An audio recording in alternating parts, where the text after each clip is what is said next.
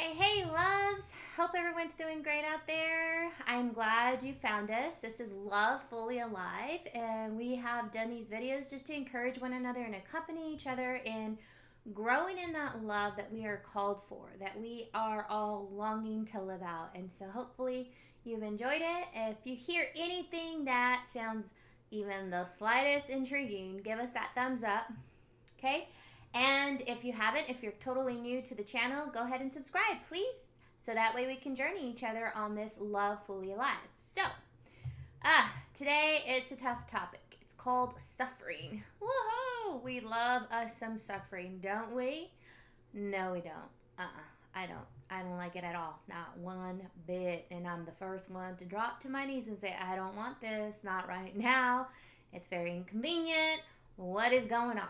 Okay, suffering is not cool. It's not fun. But gonna share with you really quick about what I've learned over the years about suffering. So a lot of the suffering in the beginning for me was caused through the choices, my own choices that I would make for myself. Because again, I was only thinking about me and not really caring about how it's going to affect everybody else. I thought that was what we were supposed to do in this life, was to seek out the greatest things that we could to fulfill our longing, our needs, all on our own. Well, during this time, I was very proud. I was very arrogant. I was independent. I was stubborn. And you can ask my family members. They knew me well back then. And boy, it was bad. It was bad. No one was going to tell me what to do or how to do it. So, of course, this all brought about suffering. Suffering, you talk about my own little chaotic hell that I created for myself. That is exactly what it was. And no matter how hard I tried, it just wasn't going to work. Nothing was. I wasn't going to love right. I wasn't going to be fulfilled.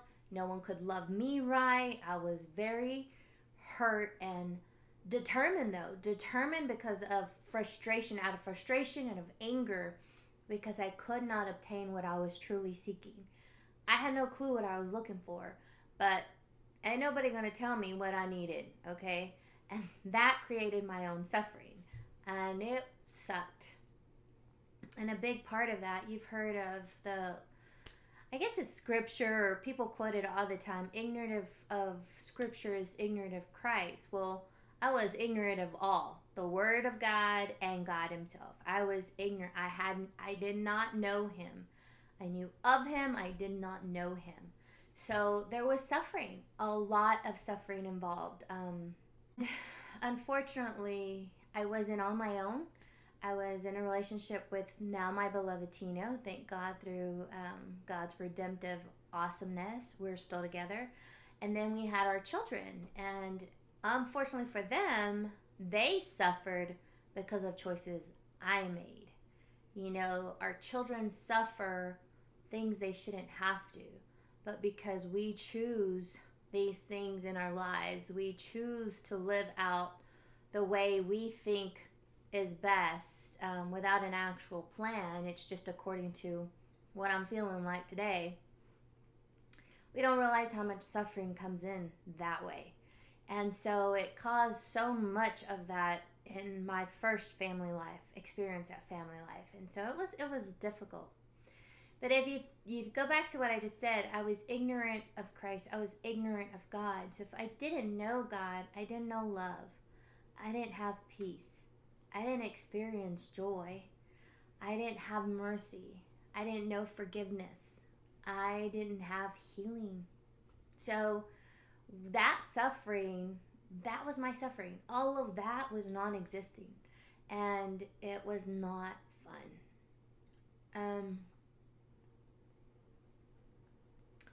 Wow, these things always get me, but I think back to that time when we lived in this life where I was completely ignorant of who God was and is. And I realized how much suffering I caused my loved ones. So in this life, brothers and sisters, we will not go without suffering. It comes due to original sin. there's a separation between man and God. And the key to end that suffering came to us. Christ came to restore us to fullness to this life.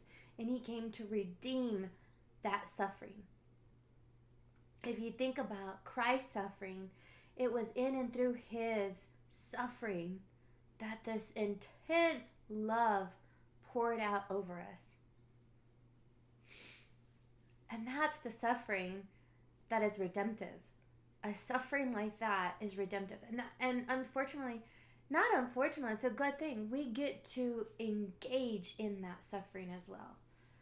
If you think back to my story in the beginning, all that suffering, that I caused my loved ones, that I caused just complete total destruction. And unfortunately, all they could do was watch, right? I mean, when you're in the midst of that, most of our loved ones, the only thing they can do is watch and pray. And that's the most they can do is pray, really pray. And so in and through that suffering and my encounter with Christ, he began to heal, right? He began to redeem that suffering. And now that suffering becomes redemptive, just like his suffering does. There's this outpouring of love to give what we have received now. Healing can eliminate suffering. Yes, it can eliminate suffering. But we have to remember this as well. There's places where suffering is our healing. There are places where suffering is our healing. Go back to my beginning, right? There was so much suffering, but that is now my healing. That is part of this journey. And Jacques Philippe says this: suffering helps us grow, makes our hearts poor. Suffering makes us grow. It makes our hearts poor. When our hearts ache, when our hearts long, when our hearts suffer, there's this great poverty that takes place. And it's a good kind of poverty. It's a poverty of crying out to God our Father. Have mercy on me, O Lord. This suffering, relieve me from, O Lord. And that's when you know that you're ready to surrender it all and allow him to do what he has to do. And that's when suffering becomes redemptive. He kisses every bit of that suffering and brings us into this healing and helps us see that he created us for so much more. So some awesome words from Dr. Bob Schuchts, who shared with us on redemptive suffering. The key is to allow love to permeate every bit of our suffering. Allowing him, God who is love, to permeate every bit of our suffering. Give it all to him. And sometimes we give it to him in bits and pieces, and that's exactly what we're asked and called to do. But eventually we surrender it all in its entirety. And then guess what? There's a little more he has there for us to, hey, I want that too. So know that your suffering is not in vain. If you're willing to turn to that merciful Father and allow him to gaze upon that suffering and permeate it with his love, his mercy, and forgiveness. All right, brothers and sisters, that's all I have for today. If you have not subscribed for this Love Fully Alive, please subscribe, give us a thumbs up, and we hope that you will continue to journey with us in this accompaniment of Love Fully Alive. God bless and goodbye.